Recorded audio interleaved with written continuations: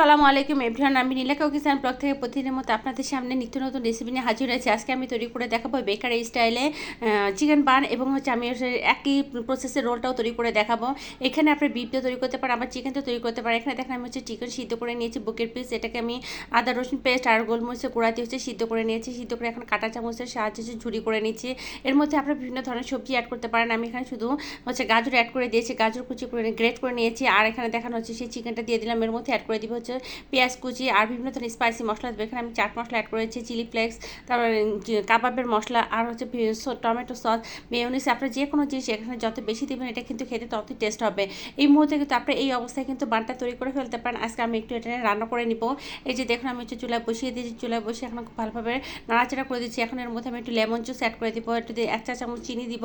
আর এর মধ্যে একটা গ্রেভি, একটা ভাব আনার জন্য আমি 1 চা চামচ হাফ কাপ পানির মধ্যে একটু কর্নফ্লাওয়ার গুলে নিয়েছি। নিয়ে এখন এটাকে আমি একটু ভালো করে রান্না করবো। একসময় দেখবেন যেটা একটা স্টিকি একটা ভাব চলে আসবে যখন, তখন আমি এটাকে নামিয়ে ফেলবো। এই তো আমার পুরটা তৈরি হয়ে গেছে। এখন আমি যে আটার ডোটা তৈরি করব। এখানে দেখুন আমি একটা ডিম নিয়ে নিয়েছি, আর এখানে হাফ কাপ পরিমাণ হালকা গরম দুধ নিয়েছি, হাতের নখে সহ্য করা যায়। এর মধ্যে 1 চা চামচ দিয়ে খুব ভালোভাবে এটা নাড়াচাড়া করে নেবো। এখন এর মধ্যে দিয়ে দেবো চিনি।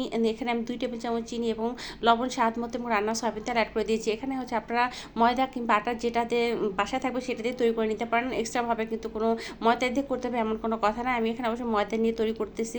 ময়দা দিয়ে করলে জিনিসটাকে একটু সফট হয় আর খেতেও কিন্তু ভালো লাগে। এখন থেকে এটা মাখানো হয়ে গেলে লাস্টে আমি একটু তেল দিয়ে খুব ভালোভাবে মাখিয়ে এটা একটা গরম স্থানে 2 থেকে 3 ঘন্টা আমি রেস্টে রেখে দেবো।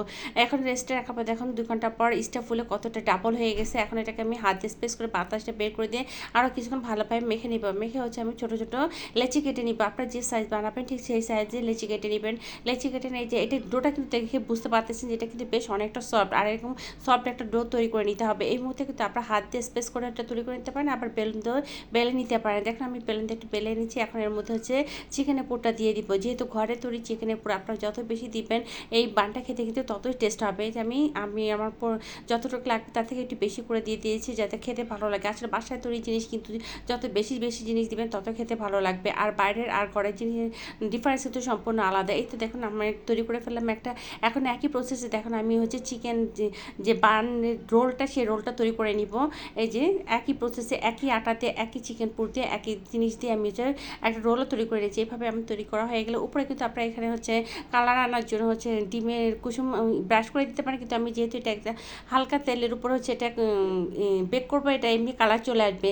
এটা আমার কাছে সবচেয়ে সহজ মনে হয়। অথবা আপনি এটা ডুবো তেলে ভাজতে পারেন, অথবা আরেকটা আছে সিলভারের হাঁড়িতে কাগজ দিয়ে এটাকে আপনি উপরে ডিমের কুসুম দিয়ে এটা সুন্দর একটা কালার নিয়ে আসতে পারেন ওভেনের মধ্যে। কিন্তু আমি ওইটা করলাম না, আমাকে সেটা সবচেয়ে বেশি সহজ মনে হয়। এই জন্য আমি এভাবে তৈরি করা আমার খুব সহজে কিন্তু এভাবে তৈরি করা যায়। তারপর দেখা যায় বাসায় একটা গেস্ট আসলে কিন্তু আপনি ঝটপট কিন্তু এই পানটা তৈরি করে দিতে পারেন। এটা কষ্টও লাগে না, আর তৈরি করা খুবই সহজ। আমার রেসিপি যদি আপনাদের ভালো লেগে থাকে তবে অবশ্যই লাইক কমেন্ট শেয়ার করবেন, আমার পেজটিকে ফলো দিয়ে রাখবেন। এই যে দেখুন আমার চিকেন পান এবং চিকেন রোল সম্পূর্ণ তৈরি হয়ে গেছে। এটা আপনারা